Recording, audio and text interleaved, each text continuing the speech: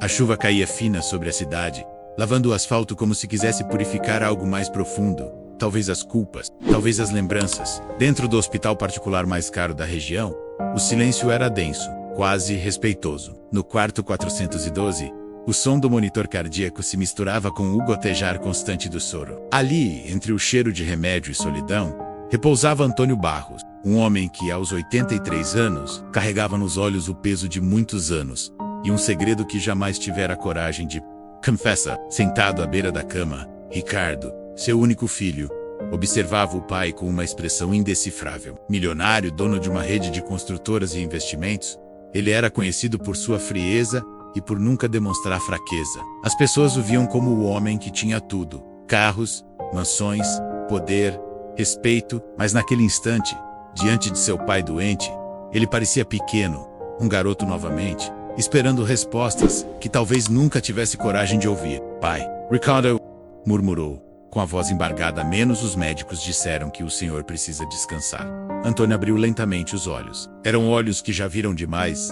Descansar, ele repetiu, com um sorriso cansado. Menos, meu filho. Há coisas que não nos deixam descansar enquanto não são ditas. Ricardo franziu o senho. O senhor está confuso, pai. Não precisa se preocupar com nada agora. Tudo está sob controle. Mas o velho balançou a cabeça, teimoso. Nem tudo, Ricardo. Nem tudo está sob controle. Há algo que precisa saber antes que eu parta. Algo que escondi por 40 anos. O coração de Ricardo acelerou. O que o senhor está querendo dizer? Antônio o observou por alguns segundos, os olhos marejados. Você não é filho único. O silêncio que se seguiu foi quase palpável. Ricardo ficou imóvel, como se o ar tivesse sido arrancado de seus pulmões. Como assim? Perguntou, incrédulo. Isso é uma brincadeira? Antônio tossiu, lutando para continuar. Há muitos anos, quando sua mãe ainda era viva, eu cometi um erro que me custou o respeito de mim mesmo. Eu tive um caso, e dessa relação nasceu uma menina. Sua irmã, Ricardo. Ricardo se levantou abruptamente, o olhar tomado por uma mistura de choque e raiva. Isso é impossível. O senhor sempre foi um exemplo para mim. Antônio respirou fundo, tentando conter a tosse. Eu errei, meu filho, e paguei caro por isso. Sua mãe descobriu, e embora tenha me perdoado, ela nunca mais foi a mesma. Eu tentei encontrar a menina anos depois, mas já era tarde. A mãe dela desapareceu, e a criança foi levada para um abrigo. Ricardo passou as mãos pelo rosto, tentando processar o que ouvia. Então, o senhor está dizendo que eu tenho uma irmã perdida há 40 anos? Antônio assentiu, com lágrimas escorrendo pelo rosto enrugado. Sim, e ela pode estar viva, Ricardo. Pode estar vivendo em algum lugar, sem saber quem é, sem saber que o sangue que corre nas suas veias é o mesmo que corre nas dela.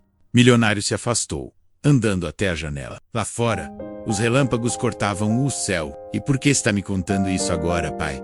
Por que só agora, quando o senhor... Sua voz falhou, quando já não há mais tempo. O velho olhou para ele com uma expressão serena. Porque Deus me cobrou. Sua voz saiu fraca, mas firme. Eu orei, Ricardo. Pedi perdão. E ele me disse no coração que eu precisava lhe contar, para que o peso não fosse levado comigo. Ricardo respirou fundo. Ele não era um homem. Fé acreditava no poder do dinheiro, na força da lógica, nas decisões calculadas. Mas naquele instante, algo nele começou a se mover. Uma curiosidade incômoda, quase espiritual. E o que o senhor espera que eu faça? Perguntou, seco. Quero que a encontre, Ricardo. Não pelo meu nome, não pela minha culpa, mas porque talvez ela precise de você. Ricardo olhou para o pai por longos segundos. No fundo, havia amor. Um amor escondido por anos de distância emocional. Ele segurou a mão do velho e, pela primeira vez em décadas, sentiu o calor do perdão. Eu prometo, pai. Eu vou encontrá-la. Antônio sorriu levemente, com lágrimas de alívio nos olhos. Deus vai te guiar, meu filho. Minutos depois, o monitor cardíaco começou a apitar. Ricardo se desesperou. Chamou os enfermeiros, mas o velho Antônio já estava em paz. Com um suspiro leve, partira, deixando atrás de si o peso de uma vida inteira e um filho com a alma em guerra. Naquela noite, Ricardo ficou sozinho na capela do hospital, sentado diante de uma vela acesa. O reflexo da chama dançava em seus olhos. Ele, que sempre acreditou ter tudo sob controle, agora sentia que sua vida havia mudado para sempre. Uma irmã sussurrou para si mesmo: onde ela estará? E enquanto o vento da madrugada soprava pela janela da capela, Algo dentro dele começou a despertar, uma semente de fé, que ele nem sabia que ainda existia. Nos dias seguintes à morte de seu pai, Ricardo sentiu como se o mundo tivesse perdido as cores. Seu redor continuava igual, os carros de luxo, os executivos esperando suas ordens, os números subindo nas telas dos investimentos menos.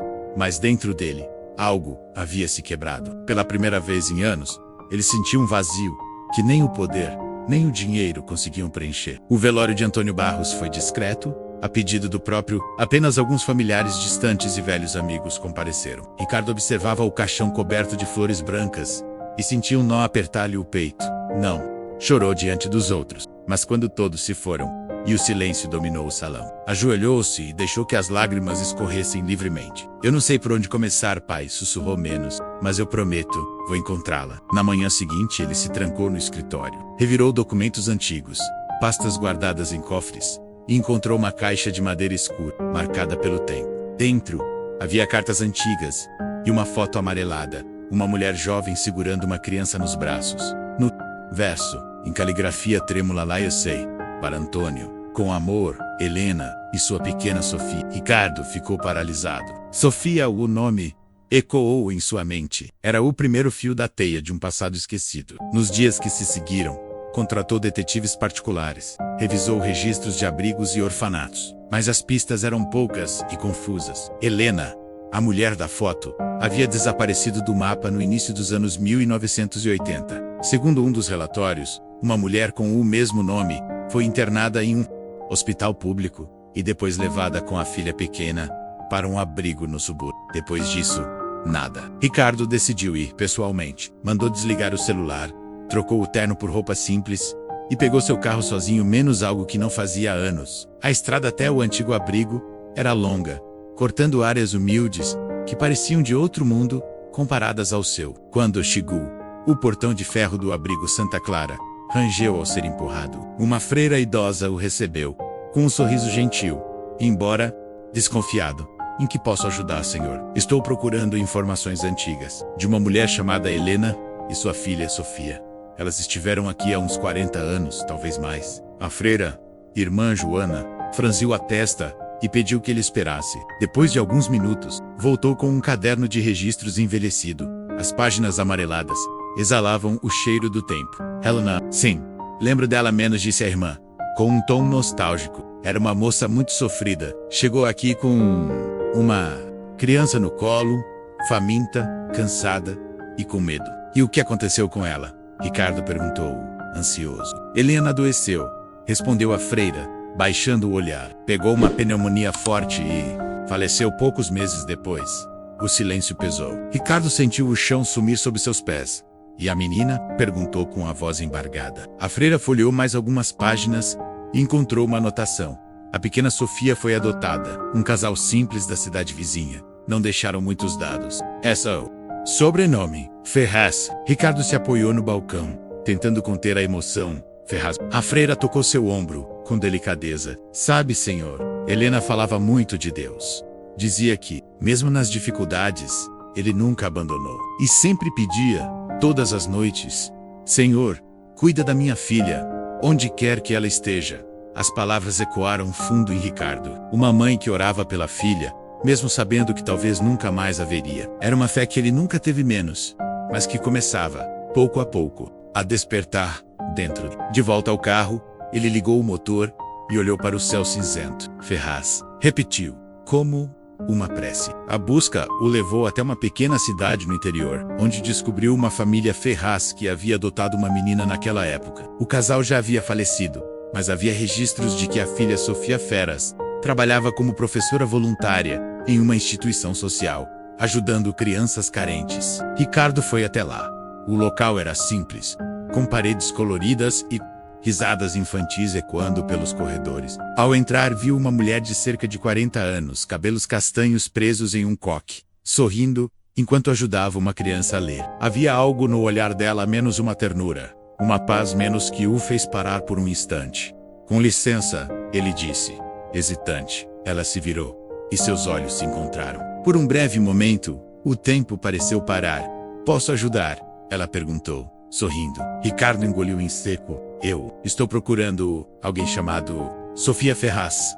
Sou eu, respondeu ela, com simplicidade. Quem é o senhor? As palavras travaram na garganta dele. Como dizer que talvez ela fosse sua irmã perdida? Como revelar um segredo que nem ele compreendia completamente? Meu nome é Ricardo Barros, disse, finalmente. Preciso conversar com você. É sobre a sua mãe. O sorriso dela desapareceu. Minha mãe? Eu nunca soube muito sobre ela. Só me disseram que ela morreu quando eu era bebê. Ricardo assentiu, emocionado, sim. E meu pai a conheceu. Ele fez uma pausa longa menos. Ele era o pai de Sofia também. Sofia o encarou, confusa. O senhor tá dizendo que nós somos irmãos. Ricardo sentiu os olhos se encherem de lágrimas. Sim, Sofia. Eu sou seu irmão. Por alguns segundos ela ficou em silêncio. Depois, levou a mão à boca e começou a chorar. Ele se aproximou, hesitante, e a abraçou. Foi um abraço de dois mundos diferentes, que finalmente se encontravam. Ele, o milionário distante. Ela, a mulher simples, que dedicava a vida aos outros. Aquela tarde se tornou um marco na vida de ambos. Passaram horas conversando, compartilhando histórias, lembranças e sonhos. Sofia contou sobre sua infância difícil, mas cheia de amor. Disse que sempre sentiu que havia algo faltando, como se uma parte dela estivesse perdida. Ricardo ouviu tudo em silêncio, sentindo o peso da culpa do pai se transformar em algo novo. Propósito. Erou em Tardize. Ele a convidou para jantar em um restaurante elegante da cidade, mas ela recusou com um sorriso gentil. Não precisa, Ricardo. Sabe onde quero que você vá? Amanhã. Venha comigo até o centro comunitário. Quero te mostrar o que realmente importa. Na manhã seguinte, ele apareceu. O centro era um lugar simples, mas vibrante. Crianças brincavam, idosos conversavam, e voluntários serviam refeições. Sofia caminhava entre todos, cumprimentando cada um pelo nome. Ricardo observava impressionado. Você faz isso todos os dias? Sim, menos, respondeu ela. Menos é o meu trabalho e minha missão. Quando eu era pequena, alguém me disse que o amor é o único investimento que nunca quebra. Desde então, decidi investir nisso. Ricardo sorriu, emocionado. Pela primeira vez em muito tempo, sentiu paz. No fim da tarde, enquanto o sol se punha, ele disse: Sofia, você não imagina o quanto mudou minha vida. Ela o olhou com ternura. Não fui eu, Ricardo, foi Deus. Ele juntou o que o mundo separou. Ele assentiu, com lágrimas nos olhos. Pela primeira vez, entendeu o que o pai quis dizer. Naquela noite, Ricardo não conseguiu dormir. As palavras de Sofia ecoavam em sua mente como uma música que não queria parar. O amor é o único investimento que nunca quebra. Ele pensava em quantas vezes havia sacrificado a própria paz em nome de lucros. Em quantas pessoas deixara para trás na corrida pelo sucesso. E agora, ali estava ela, menos uma mulher que, mesmo sem riqueza, transbordava uma plenitude que ele jamais havia sentido. Na manhã seguinte, Ricardo foi ao centro comunitário mais cedo. Sofia já estava lá, preparando o café para as crianças. Ela o recebeu com um sorriso caloroso, como se o tempo todo o conhecesse. Dormiu bem? Perguntou, servindo-lhe uma caneca de café simples, fumegante. Não muito, ele respondeu, rindo de leve. Acho que fiquei pensando demais. Pensando é bom menos, disse ela. Desde que o pensamento leve à mudança. Ricardo a observou enquanto ela servia as crianças, ajoelhando-se para ficar à altura delas, ouvindo cada uma com atenção. Era uma imagem que o desconcertava. Aquele gesto de humanidade pura era algo que ele não via há anos. Depois do café, Sofia o convidou para acompanhá-la lá, a uma visita especial. Tem um lugar que quero te mostrar, disse, pegando sua bolsa gasta. Foi onde tudo começou para mim. Dirigiram-se até uma pequena casa de tijolos, escondida entre árvores. O telhado era velho, as paredes descascadas, mas havia flores no jardim menos cuidadas com carinho. Aqui moravam meus pais adotivos, explicou Sofia. Gente simples, mas com o coração enorme. Eles me ensinaram que a maior riqueza é poder ajudar alguém sem esperar nada em troca. Ricardo caminhou pelo jardim, tocando as flores delicadamente. Sofia, você nunca quis saber mais sobre sua origem? Ela o olhou com doçura. Quis, mas aprendi que às vezes Deus revela as respostas na hora certa. E ele me revelou agora. As palavras dela o tocaram profundamente. Ele percebeu que aquela mulher não guardava ressentimento, nem revolta pelo abandono, pela pobreza ou pela vida difícil.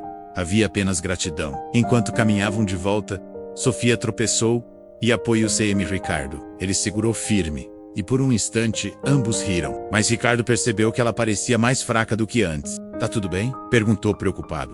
Estou, ela respondeu, tentando disfarçar. Só um pouco cansada. Os dias seguintes se tornaram rotina para ele. Deixou de lado reuniões e compromissos e passou a visitar o centro todos os dias. Ajudava a servir refeições, lia histórias para as crianças e aos poucos começou a entender o valor da vida que Sofia levava. Mas algo o inquietava. Sofia tossia com frequência e às vezes perdia o fôlego. Ele insistiu para que ela fosse ao médico.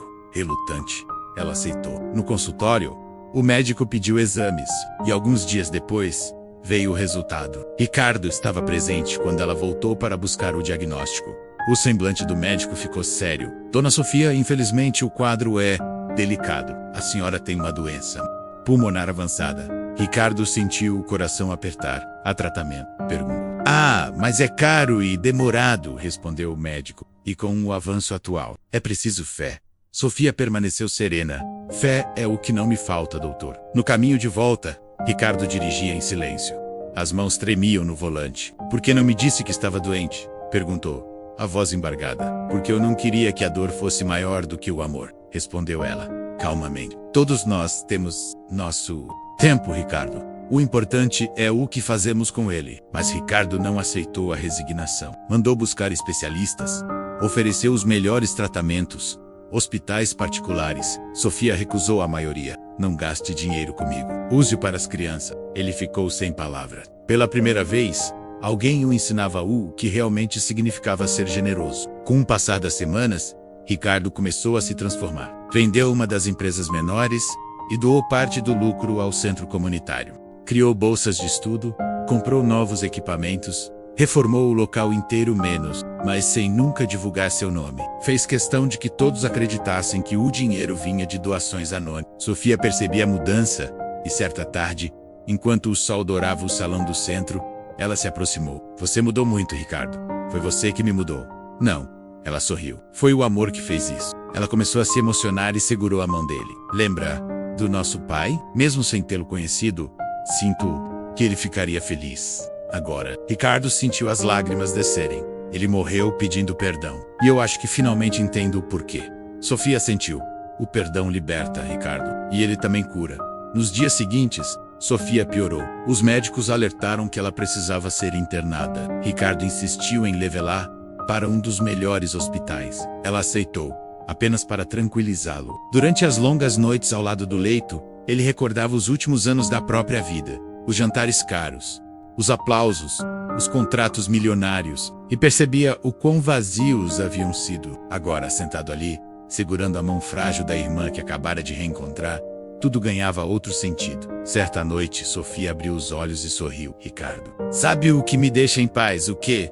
Perguntou, tentando conter o choro. Saber que, mesmo que eu vá embora, você vai continuar ajudando. E não porque sou sua irmã, mas porque agora você entende o que é o amor verdadeiro. Ricardo levou a mão dela ao rosto, chorando silenciosamente. Você vai sair dessa, Sofia. Prometo. Ela balançou a cabeça com um sorriso doce. Todos saímos, Ricardo. Uns daqui, outros para o céu. Na manhã seguinte, Sofia adormeceu e não acordou mais. O hospital inteiro ficou em silêncio. Ricardo sentou-se ao lado dela, em prantos. Mas curiosamente, sentia algo diferente dentro do peito. Não apenas dor, mas uma sensação de gratidão. Era como se o amor dela permanecesse ali, iluminando o espaço. Nos dias que se seguiram, Ricardo cumpriu uma promessa silenciosa. Construiu o Instituto Sofia Ferraz, dedicado a ajudar crianças em situação de vulnerabilidade. No salão principal, mandou colocar uma placa discreta. O amor é o único investimento que nunca quebra. E, todas as manhãs, ele fazia questão de ir até lá. Ajudava a servir o café, contava histórias, ouvia as crianças. Já não usava terno, nem ostentava o nome de milionário. Era apenas Ricardo, o homem que aprendeu a ser humano outra vez. Certo dia, uma menina, de uns 8 anos, se aproximou e perguntou: Tio Ricardo, quem foi a tia Sofia? Ele sorriu, olhando para o céu. Ela foi um anjo que me ensinou o que é amar de verdade. A menina ficou pensativa e perguntou: E ela vai voltar um dia? Ricardo acariciou o cabelo da criança. Ela nunca foi embora. Está aqui, em cada sorriso de vocês. E naquele instante, ele entendeu que a promessa do pai se cumprir. O segredo não era apenas sobre uma irmã perdida, menos era sobre encontrar a parte dele mesmo, que sempre o dinheiro havia comprado poder, mas foi o amor que comprou a paz. Ao encerrar o expediente no instituto, Ricardo caminhou até o portão. O pôr do sol banhava tudo com tons dourados. Ele ergueu o olhar para o céu e murmurou: Pai, Sofia, obrigado. Uma brisa suave soprou, e por um instante ele sentiu como se alguém o abraçasse invisivelmente. E assim, o homem que um dia fora consumido pela ambição, se tornou a prova viva de que o amor pode transformar até as almas mais endureced. O vídeo termina com uma cena lenta. Ricardo caminhando pelo corredor do instituto, cercado por crianças sorrindo, e a câmera subindo até o céu iluminado pelo pôr do sol. Uma narração suave encerra.